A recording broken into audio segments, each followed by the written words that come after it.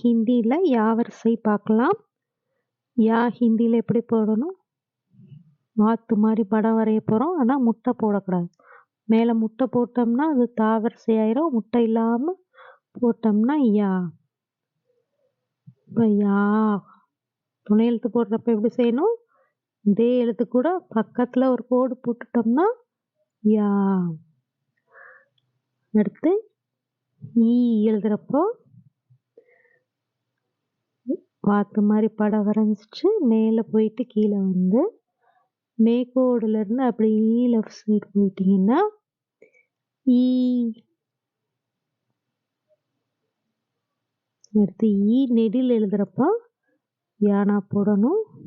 கோடு போட்டு மேலேருந்து அப்படியே ரைட் சைடு இழுத்துட்டோம்னா ஈ நெடில். அடுத்து யூ வாத்து மாதிரி போட்டு மேலேருந்து கீழே கோடு வந்து முட்டை போட்டு லெஃப்ட் சைடு போட்டிங்கன்னா யூ. யூ நெடில் எப்படி எழுதுறது? யானா போடணும். முட்டை போட்டு ரைட் சைடு அப்படின்னா யூ நெடில்.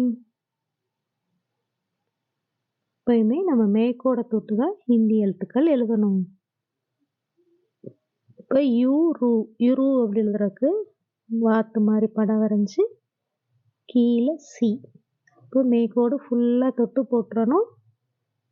இரு யுரு. அடுத்த எழுத்து யானா போடணும். கோடு போட்டு ஒரு கொம்பு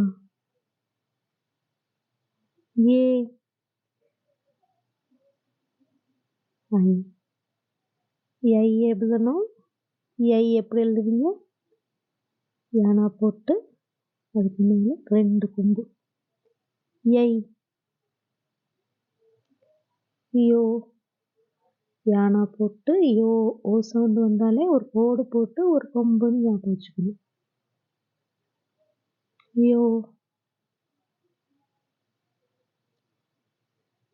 ஐ யானா போடணும்.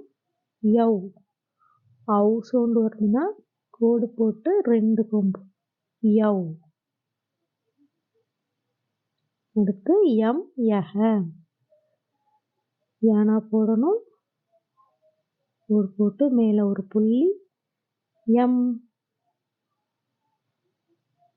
யஹ. யானா போடணும்.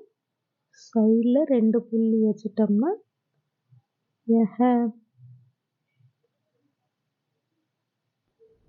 யா வரிசை இன்னொருக்க எழுதி பார்த்து சொல்லி பாருங்கள். फिर मिलेंगे. शुक्रिया.